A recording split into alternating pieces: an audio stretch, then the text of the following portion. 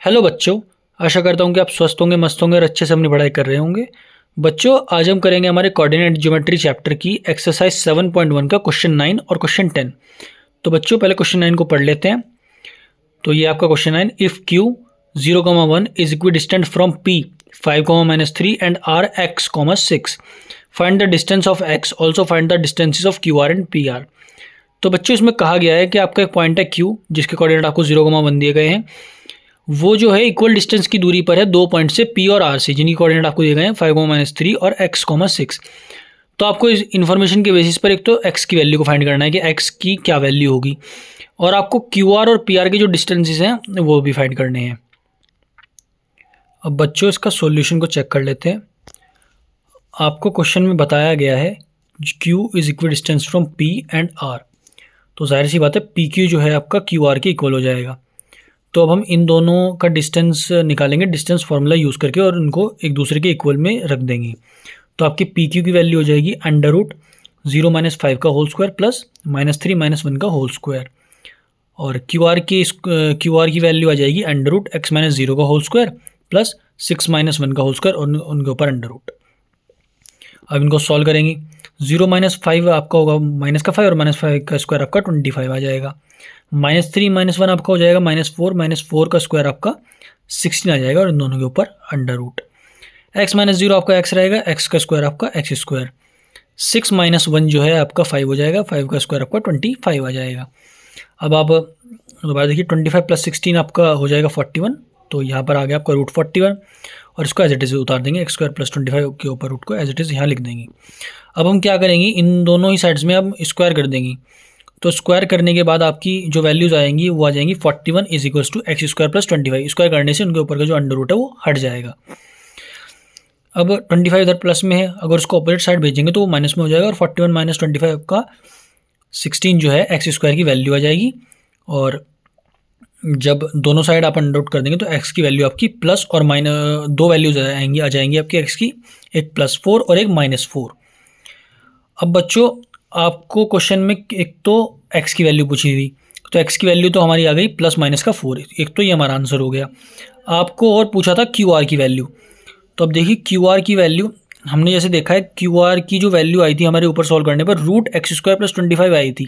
तो बस इसी को हम यहाँ पर पुट कर देंगे, QR = √x² + 25। अब x की वैल्यू तो आपका प्लस माइनस का 4 है, और प्लस का लें या फिर आप माइनस का लें, 4 का स्क्वायर होने पर वो आपका 16 ही आएगा प्लस का। तो यहाँ पर आ गया आपका 16 + 25, 16 + 25 आपका 41 होगा। तो आपकी QR की वैल्यू √41 आ जाएगी। अब आपको एक तीसरी चीज़ भी पूछी थी बच्चों, जो कि थी PR की लेंथ।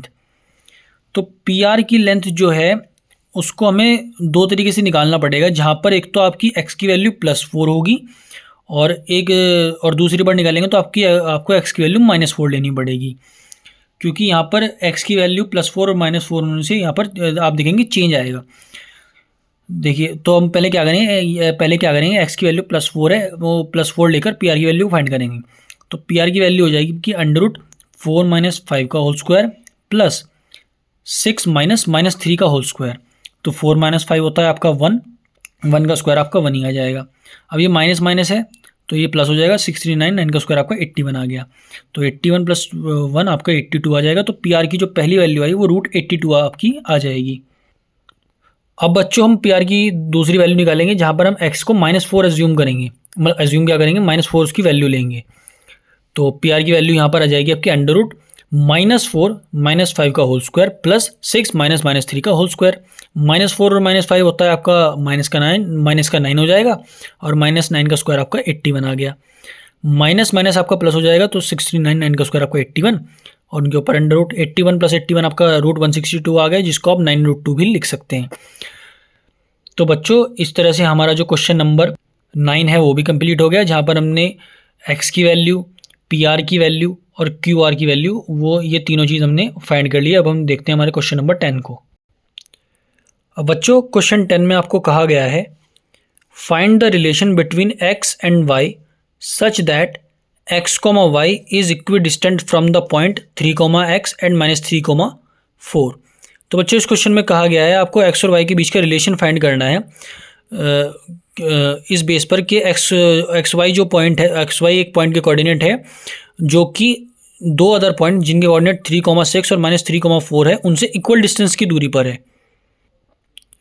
अब बच्चों इस क्वेश्चन को सॉल्व करने के लिए हम पहले इन कोऑर्डिनेट्स को नेम कर देते हैं। एक्स वाई को हम नेम दे देंगे ए पॉइंट, 3,6 को बी पॉइंट और -3,4 को सी पॉइंट।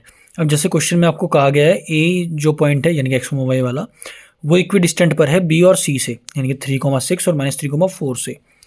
तो हम ये लिख सकते हैं, जाहिर सी बात हो ए बी बराबर ए सी हो जाएगा आपका। तो अब हम ए बी और ए सी की वैल्यू हम डिस्टेंस फार्मूला से यहाँ पर पुट कर देंगे, जो कि आपकी आ जाएगी √3 - x का होल स्क्वायर प्लस 6 - y का होल स्क्वायर। ये आपकी ए बी की वैल्यू हो गई, इज इक्वल्स टू ए सी की वैल्यू आपकी √-3 - x का होल स्क्वायर प्लस 4 - y का होल स्क्वायर।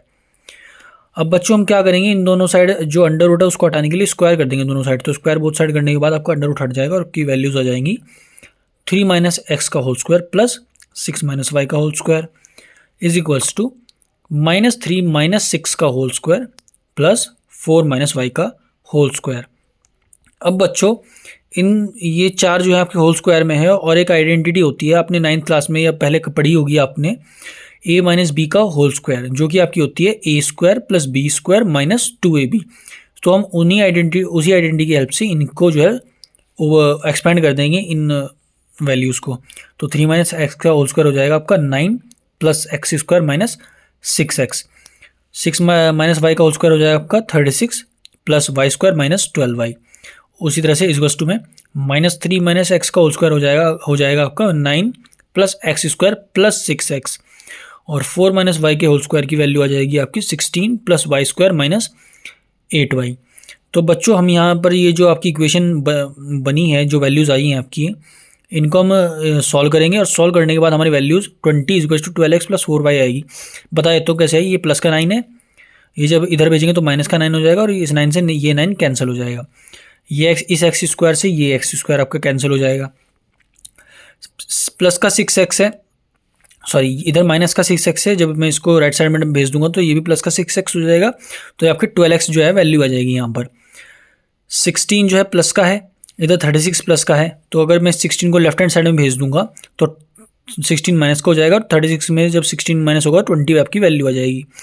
प्लस की वाई स्क्वायर से आपका प्लस का वाई स्क्वायर इधर का कैंसिल हो जाएगा।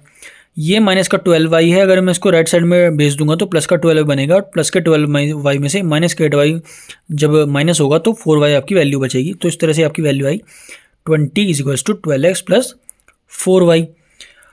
अब क्या करेंगे हम, ये जो 20 है इसको भी राइट साइड ले आएंगे तो आपकी वैल्यू बन जाएगी 12x प्लस 4y माइनस 20 = 0। तो ये आपकी एक इक्वेशन बन गई।